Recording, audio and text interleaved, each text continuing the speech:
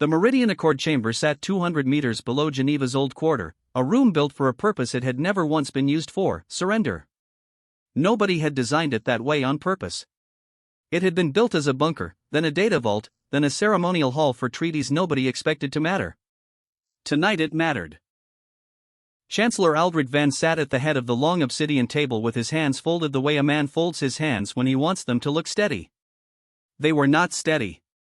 Across from him, projected in cool blue light that made the room feel colder than it was, stood Lord Threlkos, first emissary of the Virile Dominion, an empire that had absorbed 11 star systems in the last 3 centuries and had never once lost one back. Kos did not sit. His species didn't believe in sitting during negotiations they had already won. "You understand the terms," Kos said. His translator rendered the words in a smooth, unhurried baritone that made every sentence sound like it had already been decided somewhere else, a long time ago. Earth becomes a provisional tributary world. Your fleets stand down. Your orbital defense grid transfers to Dominion administration within 90 days. In exchange, the Council retains internal governance, and the Council's ruling families receive sanctuary status, off-world holdings, and immunity from any future reclassification. Venn did not look at the 3 other councillors seated beside him. He did not need to. They had already agreed in a private channel an hour earlier, the kind of agreement made by people who have convinced themselves that surviving a catastrophe is the same thing as preventing one. "And the rest of Earth?" asked Councillor Priya Okonkwo-Lindqvist, the only one at the table who had not yet signed anything. Her voice was flat in the specific way people's voices go flat right before they say something they know will cost them. Kos turned his projected head toward her with something that might have been curiosity, if his species felt curiosity the way humans did. "The rest of Earth," he said, "will be safe. Safety is the entire proposal, Counselor. 9 billion people spared a war they cannot win, in exchange for a signature 4 people are willing to give. I would call that generous." "You would call it generous," Okonkwo-Lindqvist said, "because you're not the one signing away 9 billion futures to keep 4 names off a casualty list." Venn's jaw tightened. He signed anyway. So did the other 2. The pen, an actual pen, ceremonial, because someone in protocol had decided the moment deserved weight, scratched against the parchment overlay 4 times, and somewhere in that sound was the entire history of every empire that had ever bought a world instead of conquering it, because buying was cheaper and nobody ever wrote songs about the treaty room. Okonkwo-Lindqvist did not sign. She stood, said nothing further, and walked out of the chamber alone. Nobody stopped her. Nobody thought, at the time, that it mattered. It mattered. The broadcast leaked 6 hours later, not by accident.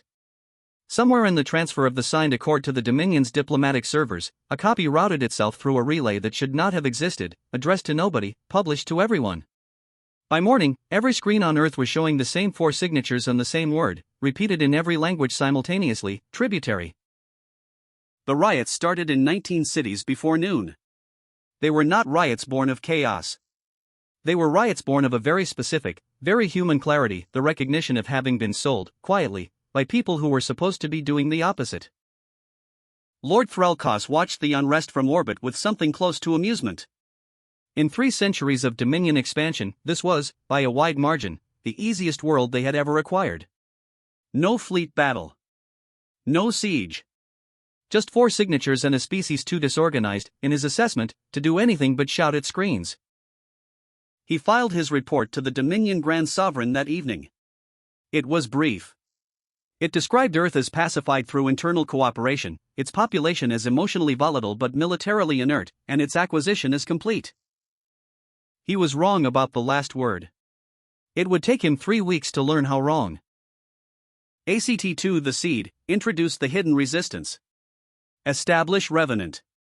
200 kilometers beneath the Marianas, in a facility that did not appear on any council budget, any satellite survey, or any of the 4 signatures that had just sold the planet above it, Fleet Admiral Kestrel Voss stood in front of a status board that had taken 9 years, for black budget administrations, and the quiet complicity of engineers who had never once asked what they were really building.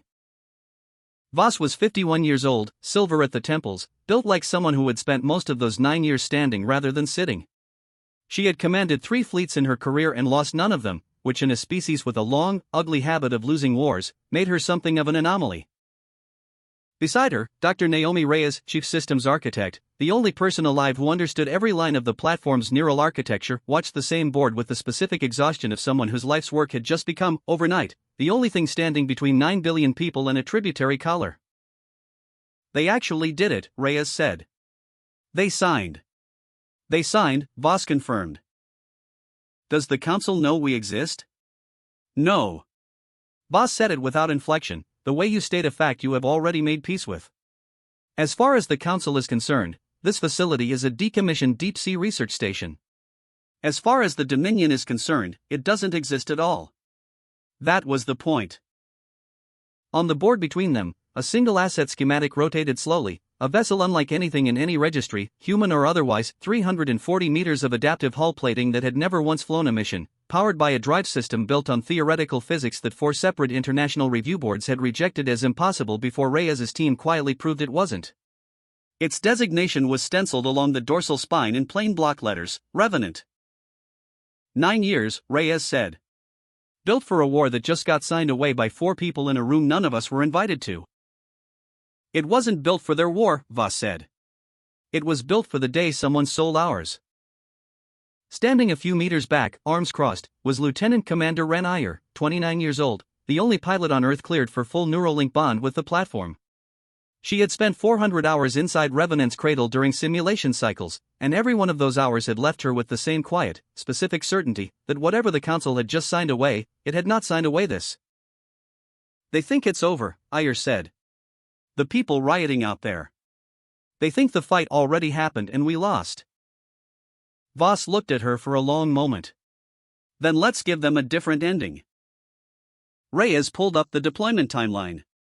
Full activation readiness sat at 11 days out, final calibration on the Cascade subsystems, the one piece of Revenant's architecture that had never been tested outside simulation, because testing it for real required a threat large enough to justify the risk.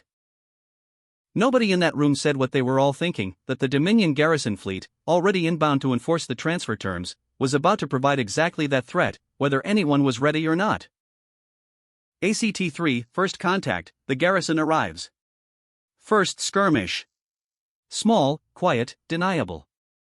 The Dominion Garrison fleet arrived in Earth orbit on schedule, for ships under Sub-Commander Yves COR, tasked with the unglamorous work of confirming the tributary transfer and disabling what remained of Earth's orbital defense grid. It was meant to be administrative. COR had done this 11 times before, on 11 other worlds, and every time it had gone the same way: quiet compliance, dismantled satellites, a status report filed before dinner. It did not go that way this time. 3 orbital defense platforms, decommissioned on paper, according to the Council's own transfer documents, failed to respond to Dominion disarmament protocols. COR's engineers assumed corrupted data. They sent a boarding shuttle to confirm manually. The shuttle never reached the platforms. It didn't explode. It didn't take damage. It simply stopped, its engines reading full power output while its actual velocity registered as 0, for exactly 6 seconds, before continuing on exactly as before, as if nothing at all had happened, except that every system aboard now carried a diagnostic flag none of COR's engineers could explain and none of them mentioned in the log, because reporting an anomaly nobody understood tends to look worse on a record than saying nothing. COR filed it as a sensor fault. She did not know that 11 kilometers away, running fully dark inside the debris ring of a decommissioned station, Revenant had just completed its first live Cascade test on a real target, and Reyes, watching the telemetry stream back into the Marianas facility in real time, had gone very quiet.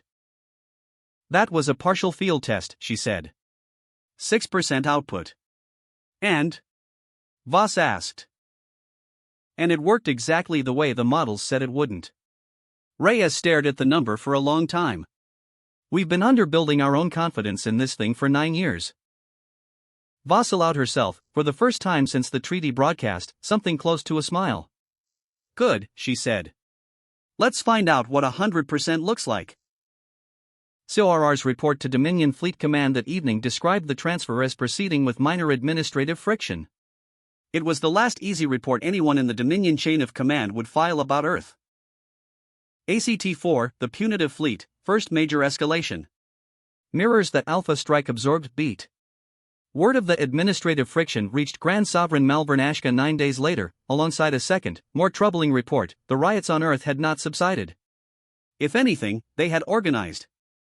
Unmarked broadcasts were circulating across the planet's networks with a single recurring phrase that Ashka's translation division flagged as culturally significant and strategically ignorable: "This was never yours to sell." Ashka's response was, by Dominion standards, restrained.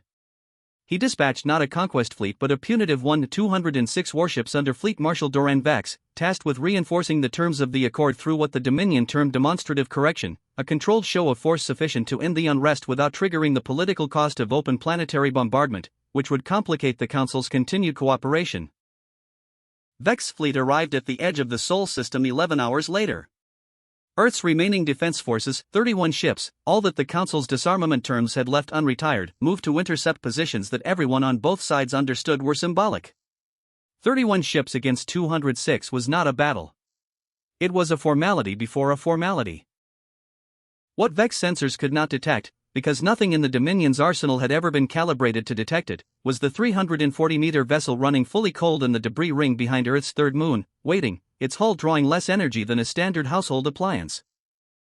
Iyer sat in a Neuralink cradle with her eyes closed, feeling the fleet the way you feel weather pressing against a window. 206 ships. 31 friendly hulls holding a line they couldn't keep. And beneath all of it, the steady, patient hum of REVENANT's core, fully charged, fully silent, waiting for a word. The word came from Voss. Wren. Full authorization. Revenant is live. Understood, Iyer said. Her voice, over the command channel, was calm the way still water is calm, not empty, just settled. Tell our ships to hold position and clear a firing lane. I don't need help. I need room. Vex opened the demonstrative bombardment with a coordinated strike against 3 of Earth's remaining orbital platforms, deliberately restrained, precisely the kind of correction his orders specified, designed to look devastating on a broadcast feed without technically breaching the treaty's population safety clause. Revenant arrived in the gap between the strike and the platforms with 11 seconds to spare. It did not fire first.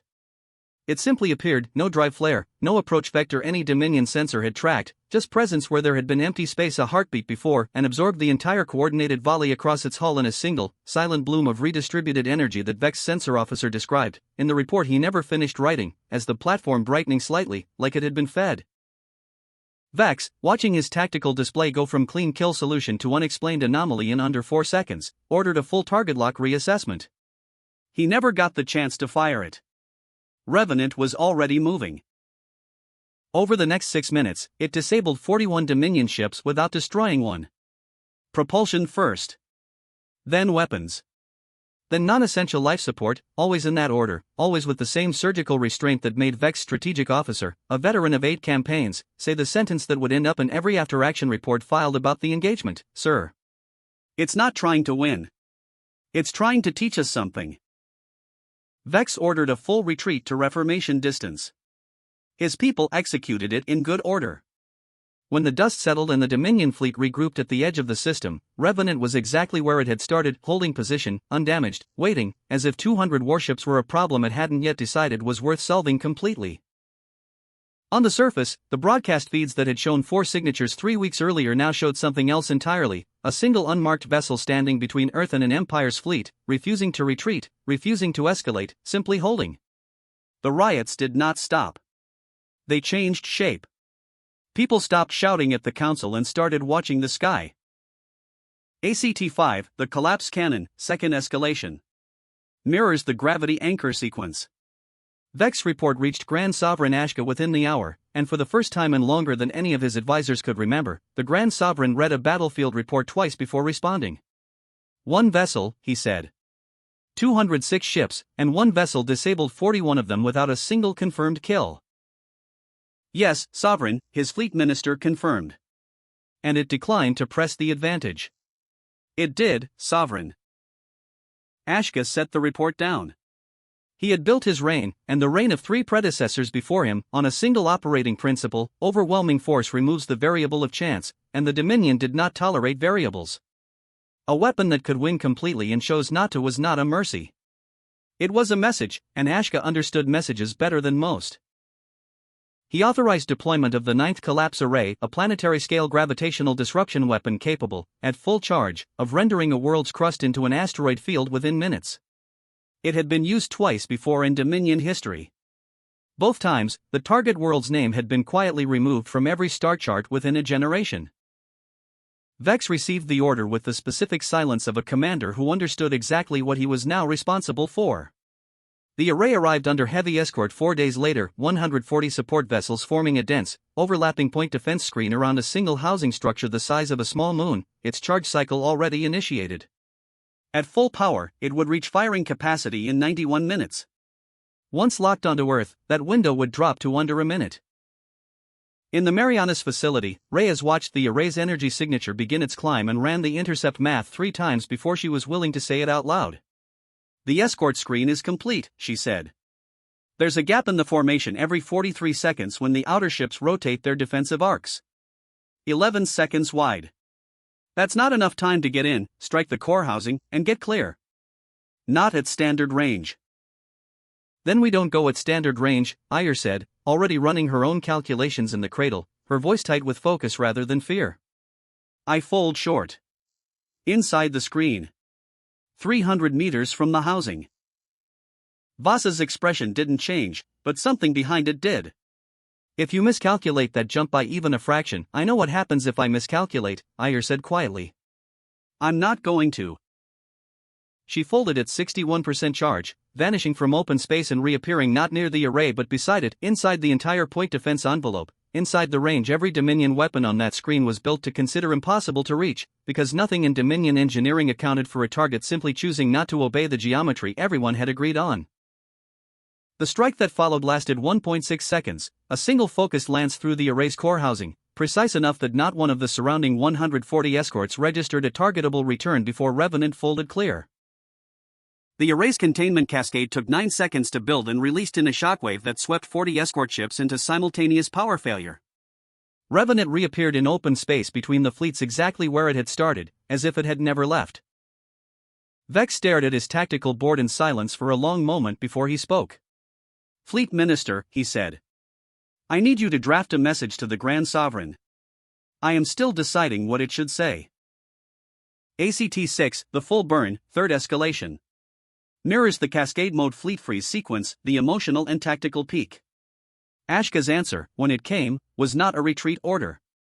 It was a second fleet, 300 additional warships, drawn from 3 border garrisons, alongside a directive that left no room for interpretation: press the assault with total commitment, on every vector simultaneously, so that no single defensive asset, however capable, could be in more than one place at once.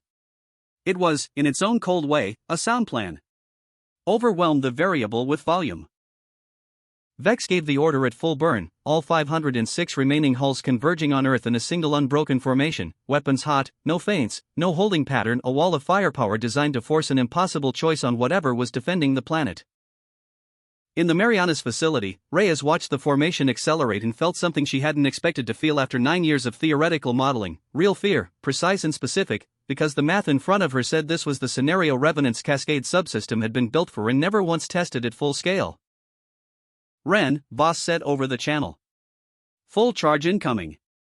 500 plus ships, straight run. What do you need?" "Nothing," Iyer said. "Tell our fleet to fall back behind the planet's orbital plane and hold clear. I need open space." She waited until the Dominion formation was 30 seconds out before she activated Cascade mode, projecting Revenant's full field outward instead of inward, tearing a localized disruption zone into the geometry of the space directly ahead of the oncoming fleet. 506 ships hit that field and did not stop the way a wall stops something. They stopped the way a sentence stops midword: every navigation system, every targeting solution, every propulsion calculation simultaneously referencing a local geometry that had, for a handful of seconds, been something other than standard. When the field dropped, the fleet was intact. No hulls breached. No crews lost. Every engine dark, every weapon locked onto coordinates that no longer matched reality, every ship exactly where it had been a moment ago and going nowhere for the 6 hours it would take Dominion engineers to manually rebuild navigation calibration from base values, one vessel at a time. Revenant materialized in front of Vex's flagship. Iyer's voice came over the open Dominion channel, calm, almost gentle. "Fleet Marshal Vex. Your fleet is disabled. Your flagship is undamaged. You have one option remaining, and I'd like you to take a moment to consider it, because I would rather you choose it than have it chosen for you." There was a long silence on the channel. Vex looked at his display, 506 ships adrift, one 3,400-ton warship holding it 300 meters from his viewport, and gave the order he would spend the rest of his career explaining to a grand sovereign who did not accept explanations easily. "Stand down," he said. "All vessels. Stand down." In the Marianas facility, Reyes sat very still for a long moment before she pulled up Revenant's post-engagement diagnostic. Voss walked over and looked at the screen over her shoulder. "What is it?" Voss asked. "My range projections for Cascade mode were wrong," Reyes said. "The actual effective radius was almost triple what the model predicted." She stared at the number for a long moment. She could have stopped that fleet twice as far out. "We built something we still don't fully understand." 9 years, Voss said quietly, "and it turns out we built a foundation. Not a ceiling." She closed the file. "We're going to need new models." Outside, the disabled Dominion fleet drifted at the edge of the system, and Revenant held position among them, patient, undamaged, waiting not for another order, but for the part of this that still hadn't happened yet. ACT-7, the March on the Throne, the reversal. Humanity goes on the offensive. The title payoff. Word of the Sol system engagement reached the Dominion capital world of Kaethera before Vex's official report did leaked, this time deliberately, by Reyes' own team, broadcast in raw sensor footage to every allied and rival power within range of the Dominion's borders, because Voss had decided that a message delivered quietly could be denied, and a message delivered to everyone could not. The footage reached Chancellor Venn in the same broadcast cycle as everyone else. He watched it alone, in the same chamber where he had signed Earth away 3 weeks earlier, and understood with a clarity that arrived far too late that he had sold something he had never actually owned the authority to sell. He was arrested within the day, along with the 2 counselors who had signed beside him. Lindqvist, the one signature missing from that original accord, was asked by the Interim Provisional Council to lead Earth's delegation to the peace terms that would follow. She accepted on one condition, that the terms include a clause no diplomat in the room had ever seen attached to a treaty before, a formal renunciation, filed with every neutral power watching, that the accord Venn had signed had never been valid, because no government has the standing to sell a species that never consented to being sold. But a renunciation on paper meant nothing while the Dominion still held 6 worlds taken from species who no longer existed to reclaim them, and while Grand Sovereign Ashka, humiliated twice on open broadcast, was already authorizing a 3rd fleet, this one not punitive, but total, drawn from every border garrison the Dominion could spare, because Ashka had reached the same conclusion Vex had reached weeks earlier and rejected it, that this was no longer a problem that could be solved with proportional force. Voss received the intelligence on Ashka's mobilization 18 hours before the fleet would be ready to launch. She called an emergency session with the Provisional Council, and for the first time, laid Revenant's full existence, and Earth's full options, on the table without qualification. "We can wait for a 3rd fleet," she said, "bigger than the last 2 combined, and win a 3rd defensive engagement, assuming Wren survives a battle 3 times the scale of the last one. Or we stop waiting for them to come to us." Lindqvist studied her for a long moment. "You're talking about striking Kaethera." "I'm talking about ending this at the source," Voss said. "Every fleet the Dominion sends is authorized by one man, in one palace, on one world. As long as that authority exists, there will always be a next fleet. There is no version of standing here and absorbing attacks forever that ends with Earth safe. There's only a version where we make it not worth trying again." The vote took 4 minutes. It was not unanimous, and Voss did not pretend it was easy, but it passed. Revenant folded out of the Sol system 11 hours later, carrying Iyer alone in the cradle and a strike profile that Reyes had spent the entire transit window refining. Not a bombardment, not a conquest, a single precise objective: reach the Dominion seat of government, disable its capacity to authorize further military action, and do it with the same restraint that had defined every engagement before it, because Voss had been explicit about the one line she would not let this cross. "We are not becoming what they are," she told Iyer before the fold. "We win this by being better at war than they are and still choosing not to be cruel about it. That's the whole point of building something like you. If we lose that, we didn't win anything worth having." Iyer folded into Kaethera's outer defense perimeter at a velocity and vector that no Dominion sensor grid, built to detect approaching fleets, was configured to notice a single vessel executing. Revenant crossed the planet's orbital defense line in under 4 minutes, disabling propulsion and weapons on 11 interceptor squadrons without a single hull loss, and descended toward the Ashka Palace, the literal seat of Dominion authority, a structure of black stone and captured tribute that had stood, unchallenged, for over 4 centuries. Ashka's personal guard fleet, 60 ships held in permanent orbit above the capital specifically because no enemy had ever reached this far, engaged with everything they had. Revenant absorbed the opening volley the same way it always had, brightening slightly, venting the redirected energy in controlled bursts, and answered not with the surgical propulsion strikes it had used against Vex's fleet, but with Cascade mode, deployed at planetary range for the first time in its existence, freezing the entire guard fleet in place in under 6 seconds. Then it descended alone, unescorted, into the palace's outer courtyard, where for centuries of Dominion ceremony had always assumed no enemy vessel would ever be permitted to land. Grand Sovereign Ashka watched the descent from his throne room's outer balcony, and for the first time in a reign built on the certainty that overwhelming force removed every variable, he understood that he was the variable now, standing in a palace his ancestors had built to be unreachable, watching it become reachable in real time. Iyer's voice came over an open channel to every Dominion command frequency simultaneously, calm, unhurried, carrying no threat because it didn't need one. Grand Sovereign Ashka. This is not a conquest. Earth has no interest in your worlds, your resources, or your throne. We are here to end the authority that keeps sending fleets to take what was never yours to take. You have one choice remaining, and I would rather you choose it than have it made for you a third time. Ashka did not answer immediately. He looked at the courtyard below, at the single vessel that had disabled his personal guard fleet without killing a single crew member, and understood that every calculation his empire had built its expansion on, that force determines outcome, that resistance is a temporary inconvenience, that a species too disorganized to defend itself deserves what happens to it, had just been proven, publicly, catastrophically, wrong. He ordered the ceremonial throne room evacuated. What followed was not a battle. Revenant's final strike targeted nothing living, not the palace's population, not its archives, not the city surrounding it.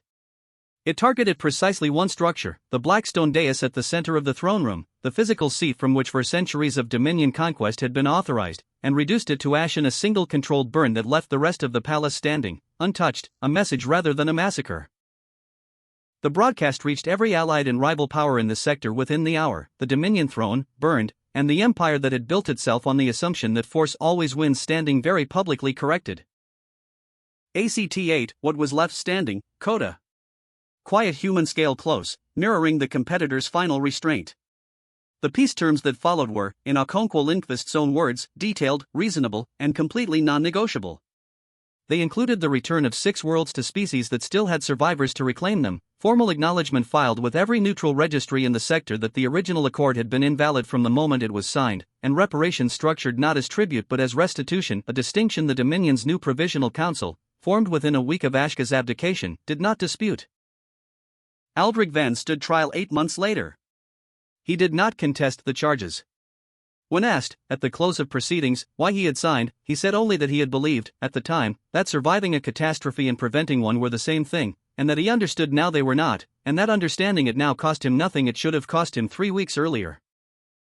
3 weeks after the strike on Kaethera, Wren Iyer walked into the bay where Revenant sat dormant, its adaptive plating settled back into the same mismatched, unremarkable configuration it had worn on the day it was first activated, nothing about it suggesting, to anyone who didn't already know, that this was the vessel that had frozen a fleet of 500 ships and burned an empire's throne to ash without taking a single life to do it.